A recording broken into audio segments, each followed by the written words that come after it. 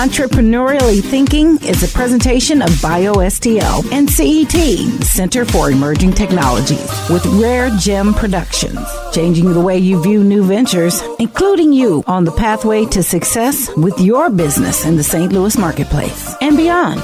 Here's your hosts, Cheryl and Christy. Now let's get thinking entrepreneurially. Welcome to the Entrepreneurially Thinking podcast. We're here to ignite your entrepreneurial mindset and discover pathways for business success in the St. Louis marketplace and beyond. I'm Christy Maxfield, Director of Entrepreneur Development Services at CET.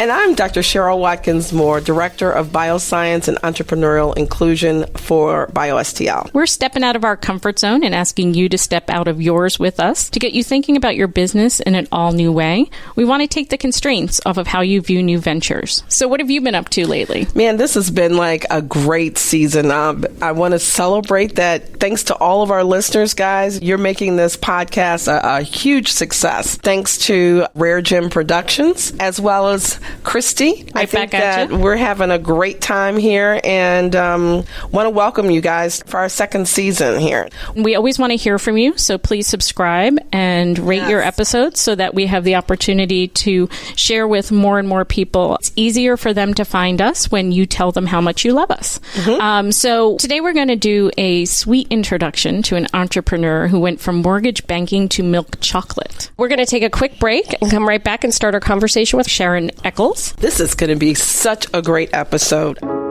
Now here's Make It Happen with Keith Sales Pro. As an entrepreneur, I've learned these 4 things that no one tells you about entrepreneurship. Number 1, there is a sense of isolation that is really profound. We're all used to being part of a reference group. When you're an employee of an established business, you have colleagues. When you're in college, you have classmates. Number 2, most businesses provide a lifestyle and a job, but they don't provide wealth. For example, most restaurant owners probably take home an income that is not much greater than that made by a restaurant manager at a popular chain. Number 3, it usually takes many years to build a business. I've run several businesses in my lifetime. Very simple businesses, moderately simple businesses, and very complicated businesses. Number 4, you have to manage people. When running a business, you're constantly managing not just employees and vendors, but customers as well. If you love what you're doing and you like business, being an entrepreneur could be a great thing. It's certainly good for the country, but recognize that it may not live up to the picture painted in the popular media. Today, remember, it can happen. It will happen. And together, we will make it happen. Follow Keith Sales Pro on Facebook or Twitter at Keith Sales Pro, or visit his website at keithsalespro.com. It can happen. It will happen. And together, we will make it happen. My name is Brandon Walker, owner and operator of Positive and Productive Innovations. Entrepreneurship to me is building your own brand, working diligently, and sacrificing all for yourself and your last name and your family's legacy and lineage. I told Christy I found this entrepreneur in one of our newspapers here that highlighted her in the character Business Journal, right? Yes, that highlighted her in the character section. And I was just so impressed with her business and what she was doing. I said, we have got to get her here on our podcast. So I'm so happy. Yeah, you went old school. You ripped it out. You put it in your notebook. You carried it around. And then every time we had a chance to talk about it, you took it out and smoothed it out and made sure that we got to know. And I said, we're getting her on this show. And we did. And we're really excited about that. Yes. To get the conversation started, we want to introduce you to Sharon Echols. She's with Miss M's Candy. She's going to share with us how she found her sweet spot and built her business.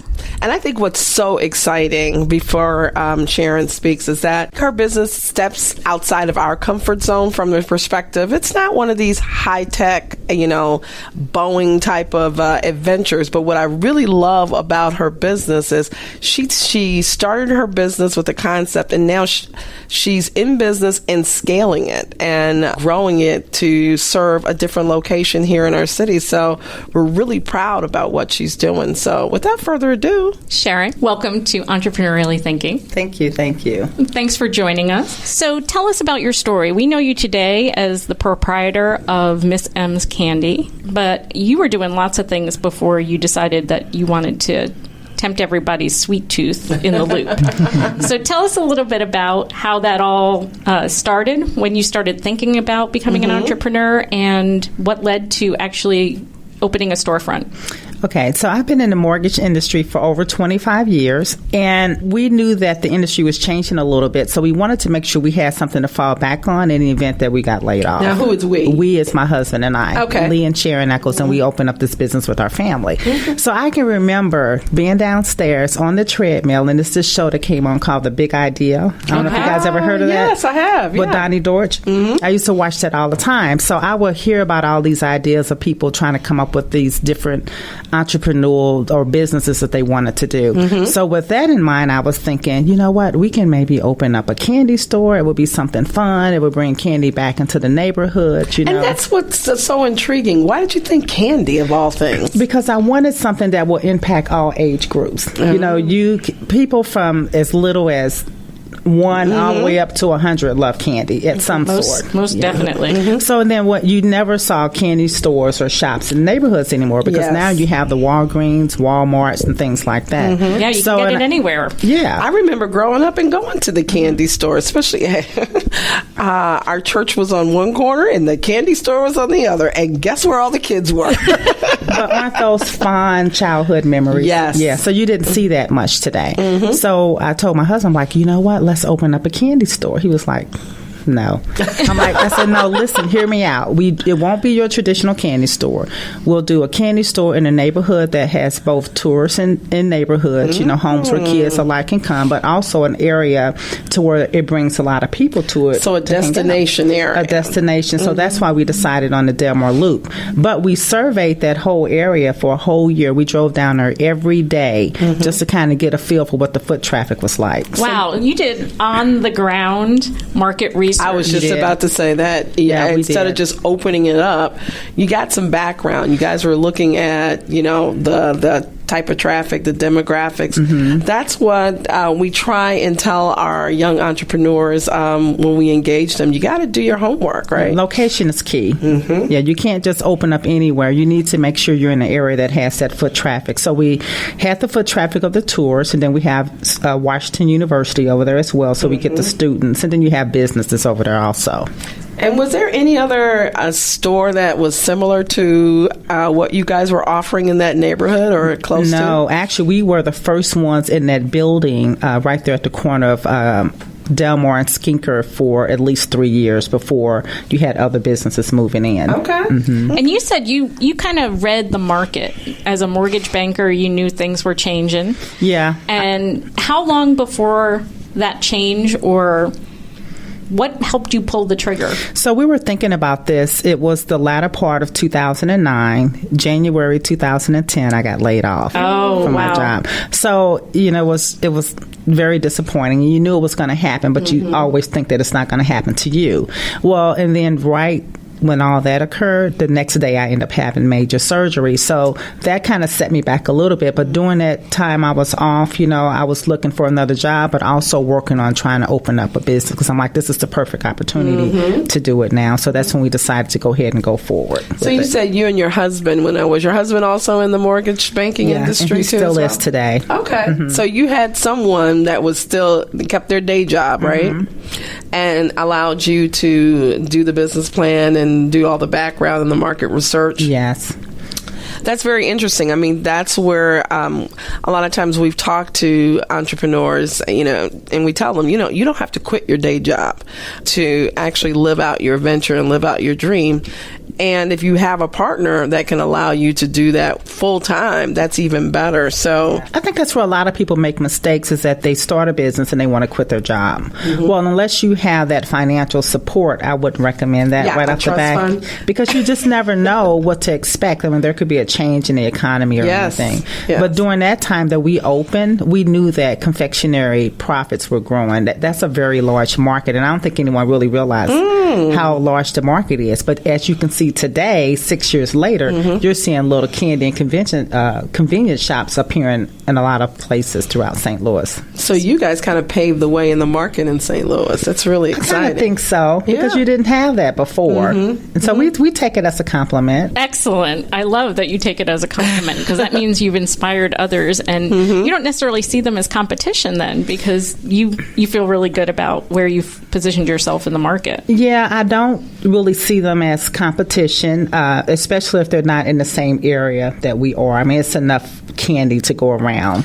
But I think you're unique. Why don't you tell us about your offering that you have at your store in the Loop? Okay, so what we wanted to do is, when we decided to open up this candy store, is to be unique, like you said, but we wanted to offer all things candy. So not only did we offer a large variety of candy, such as chocolate, taffy, nostalgic, bulk items, to 21 color M&Ms, Jelly Bellies. We also offer the nostalgic to bitter honey, coconut long boys.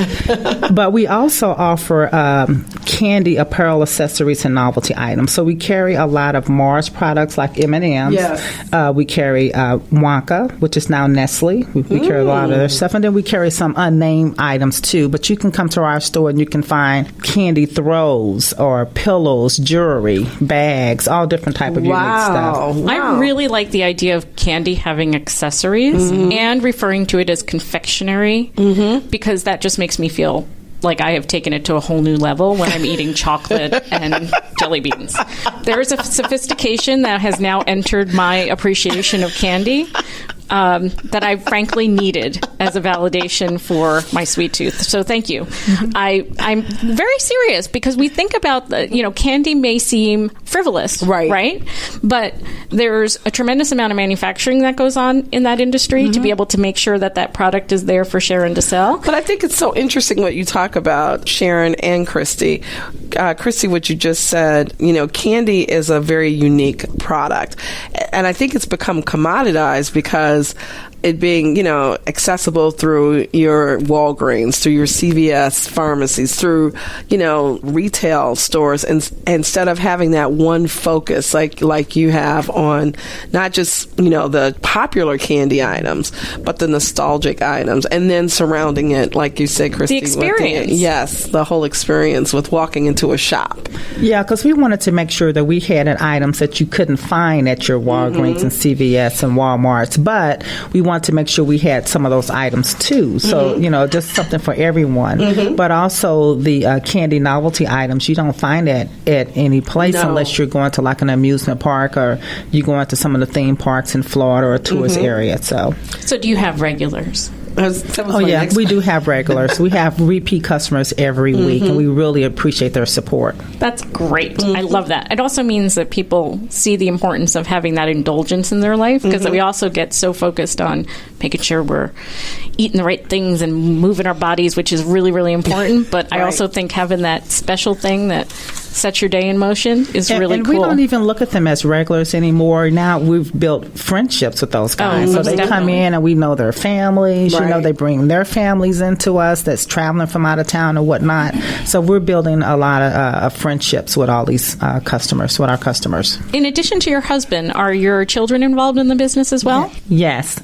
We named the store after our daughters, Megan and Morgan, and we started them from the beginning. We sat down at the table. We came up with the logo. Morgan, by trade, she's my youngest. She's very artistic. She can draw, sing. She's just a very talented young girl.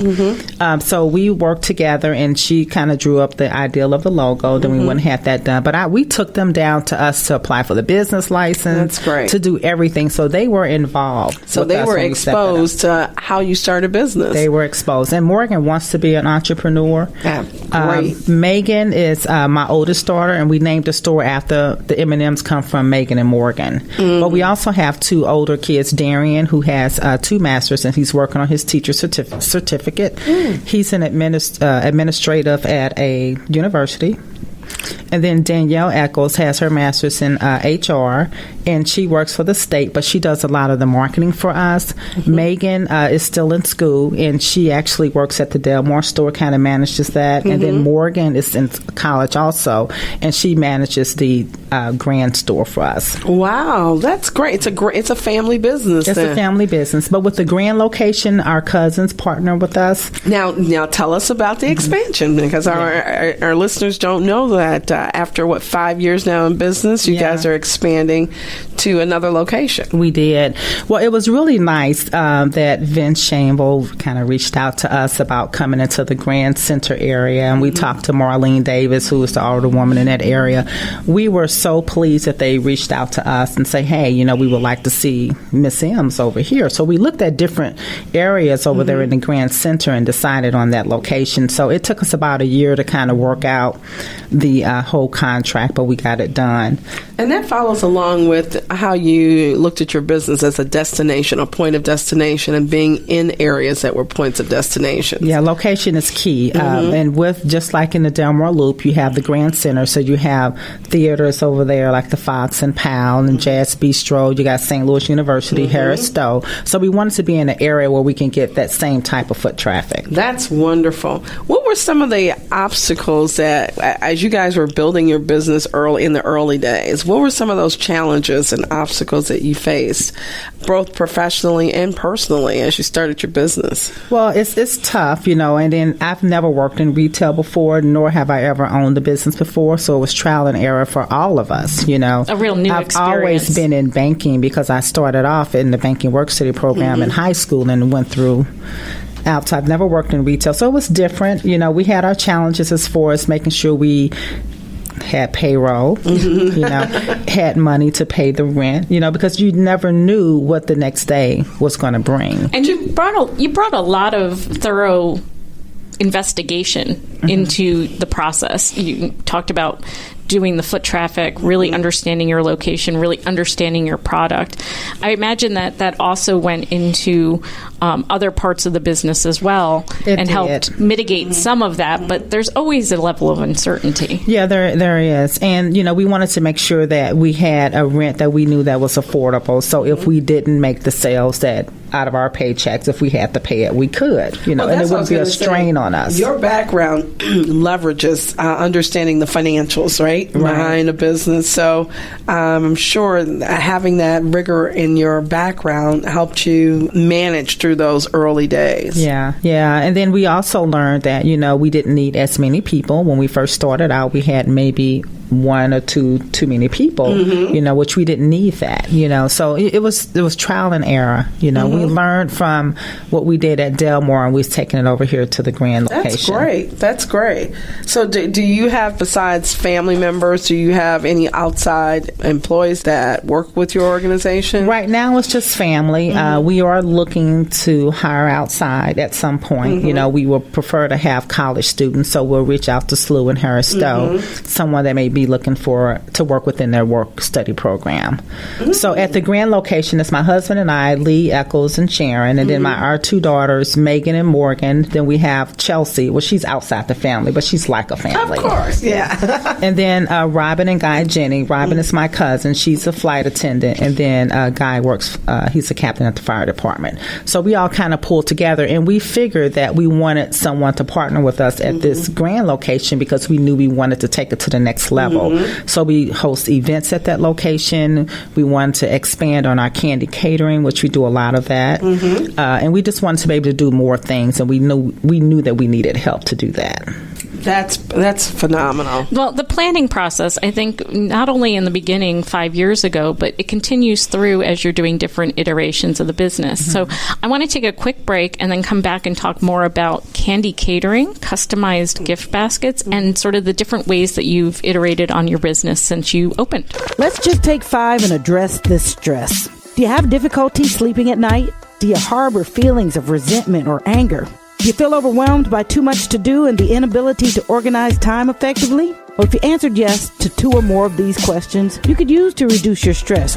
When we're experiencing too much lasting negative stress, we got to do something about it. The research is clear. Toxic stress is making us sick, but you can be alive and well. Find out more at aliveandwellstl.com. Hi, I'm Devin Moody Graham. I am a small business advocate and urban strategist in entrepreneurship in East St. Louis and abroad. Founder of The Biz Spot, and entrepreneurially thinking to me is really taking that leap of faith to go and achieve things that are much bigger than yourself. Because if you can achieve it by yourself, it's not a big deal. So to create something that impacts other people, more people than yourself, and that will impact people long after you're gone. We're back with Sharon Echols of Miss M's Candy, and we're talking about how she has grown her business since starting 5 years ago, most recently with an expansion to Grand Center, but also a variety of different lines of business. And so, Sharon, can you tell us a little bit about Candy Catering? Yeah, Candy Catering is when we go out and we set up a candy bar, candy buffet for different events, such as a wedding. It could be a corporate event. It could be a birthday party, bridal shower. We have done bar mitzvahs, bat mitzvahs, several events. It can be theme related, color related. You come in, we talk about what your event is going to entail, and then we pick out colors and candies, and we go from there. How did you get into that? I mean, that is really a unique, I think, offering for a confectionery. I really don't know how I got into it, to be honest, because I've actually been doing that for about 10 years before we even opened up the candy store, because we entertain a lot at home, and, it was all about presentation. So just putting different things in pretty jars and decorating the table I thought was really cool. But then we started doing that with candy. You must have a cool house with with all the candy and containers around. So it's a lot of fun. That's great. I love that you harken back to 10 years ago, sort of knowing that you had different experiences that could inform your business today. Because a lot of times folks think that it all happens at once, or they have to know it all in one fell swoop. But I really, listening to your story, it was about that hardcore planning, visiting the location every day for a year to see what that foot traffic looked like, having that financial services background to be able to put into the mix, then knowing where your gaps were. Retail, not your specialty. So getting more information about that, but then also being able to look at your personal life and say, Candy Catering is a natural extension of the entertaining I already do in my everyday life. That's something that I think people don't often weave together in that way. Absolutely. And I think learning, one of the things that you talked about, which a lot of times it takes people a lot longer to understand some of the issues that you talked about. You had too many people in the store early on, and recognizing that and adjusting for that in order to make sure that your business stayed viable. And I think also too, looking at how can we move to the next level? How do we expand? Because a lot of times we get comfortable. We're in a startup or in a business that's working, and we're thinking, oh, you know what? This works for me. Not too bad. Yeah. But looking at the scalability of that business, and I think that's what's so impressive, especially with a unique business model that you have. Yeah. And, we have a really great team, because my husband, he's always thinking about what can we do next? What can we do next? And I know he's working on a reality show. He really want to get that going. And then Danielle, like my oldest daughter, she's always thinking, let's do this and let's do that, and she's so outgoing, and she's very aggressive and love the store, that she's always pushing it. So that's what you really need. That's great. You got an involved family. Yeah. How do you manage that, though, too? Maybe some family members wanting to go hard and fast on a new opportunity, and others wanting to step back. I mean, whether you're related to them or not, partners can always have different visions of where a company can go and how fast it should move. Yeah, and that's a challenge, because we know how we got to where we are today, and we don't want to deviate from that. And then sometimes people want to come in and they have a different mindset on how things should go. Well, this is how we made it to where we are today. We want to keep that, and we want to grow on that, not change the scope. Right. Because we are a candy store, and we want to be the ultimate sweet shop at some point. I love Crown Candy. I admire them, and I would like to be the Crown Candy of Grand Center in the Delmar Loop at some point. That's wonderful. Yeah, are you guys looking at the next expansion? We actually are. We've and our name had been mentioned at one location that we've been actually talking about for the last 2 years. I don't want to throw any names out there yet, but we're excited about it. And we heard that a meeting took place in the city. And our name came up because I had been talking to this individual about maybe opening up a location there. So if we get that spot, that would be the last location that we'll do in St. Louis. Are you looking outside of St. Louis?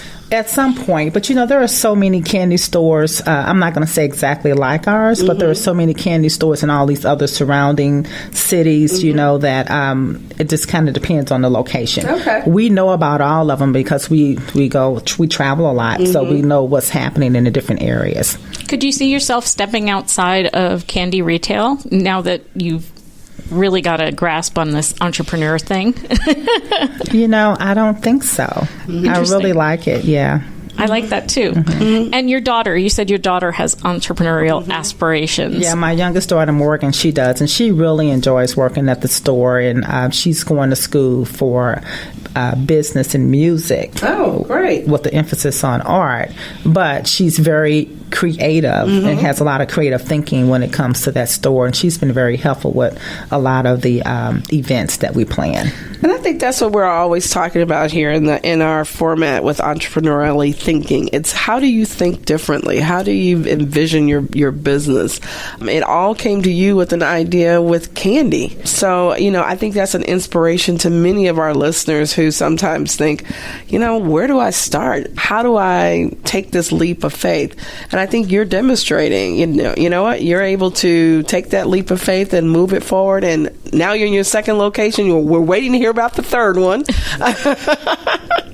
What would you like to, from an advice standpoint, for those people who are not sure about, their next move, if they want to stay in corporate or should they take that leap? What would your advice be to those listeners? Well, at some point, I would like to leave corporate America. When you own your own business, it's just a feeling you can't describe. And I come from an entrepreneurial family. My brother has his own photography studio and has done that for years. Probably 25 to 30 years. Wow. And my uncles have all owned their own businesses too. So you come from a line of entrepreneurs then. But I never really thought at that point that I would want to own my own business until I started working in that capacity to where I was managing people. I'm like, well, it's like my own business, and I would like to at some point do something different to be able to fall back on in the event that I get laid off. Sure enough, I got laid off. And so now, if that ever happens again, this gives us the perfect opportunity to open up a business, to grow it so that we can position ourselves to fall back on that if something was to occur. So I would recommend, first of all, make sure you do your research. Make sure that you're financially stable, that your home is right. Don't put yourself in a bind, to where you are caught off guard in certain situations. And location is key. And 5 years in, you're still balancing, still being in the mortgage industry while running the store, planning the expansion.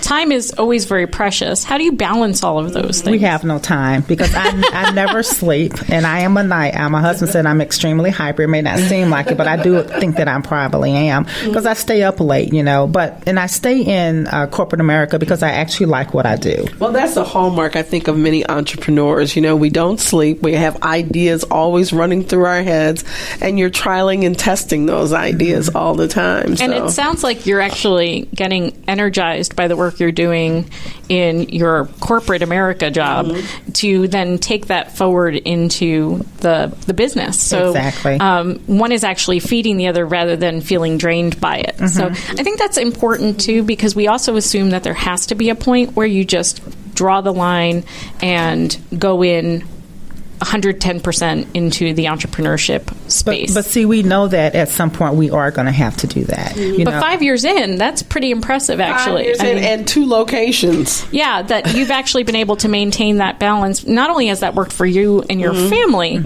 but it's also worked for your business. Yes. I would say that's very special. Right. And I think exposing your children to a lifestyle that you were exposed to growing up in a family of entrepreneurs is also important. important because it sets in the minds of children and teens, young adults that, you know what, the sky is the limit. You can work in corporate or you can build your own or you can do both. Yeah, there's no right way or wrong way. Right.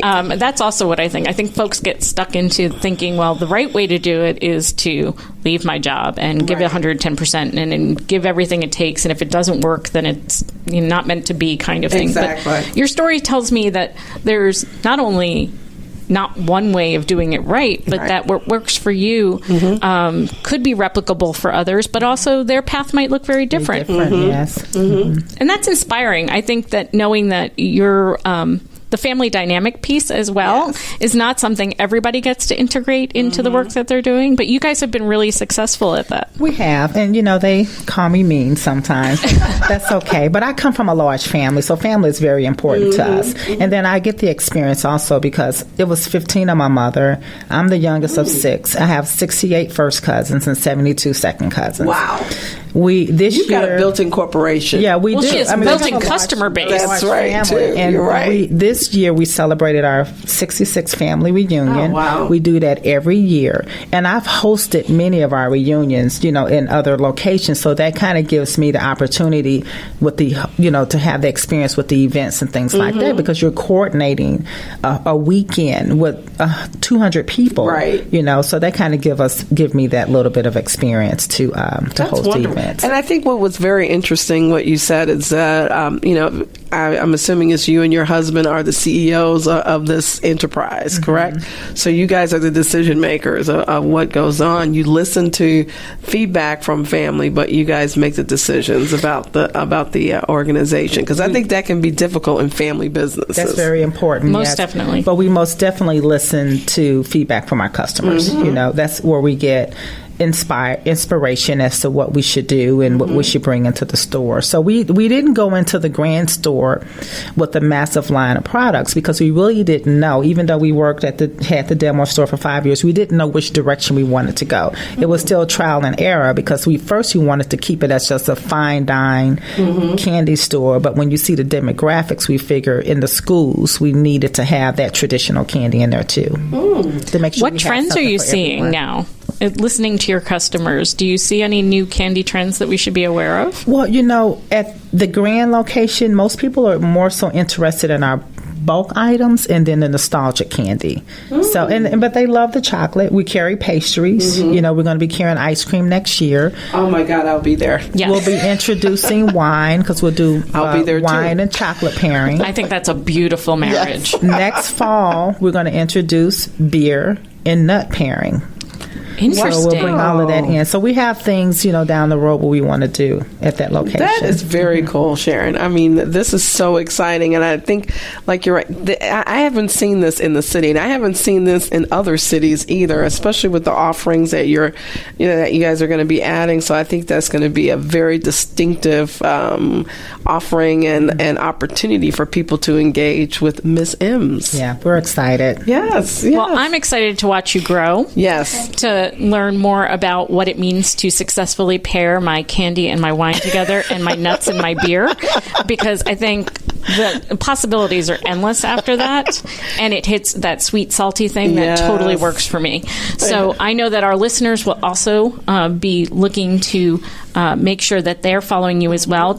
Can you tell us exactly where in Delmar and on Grand that we can find you so that those who want to check out your offerings can do so with ease? Yeah, so in the Delmar Loop, we're located at 6193 Delmar, right at the corner of Delmar and Skinker.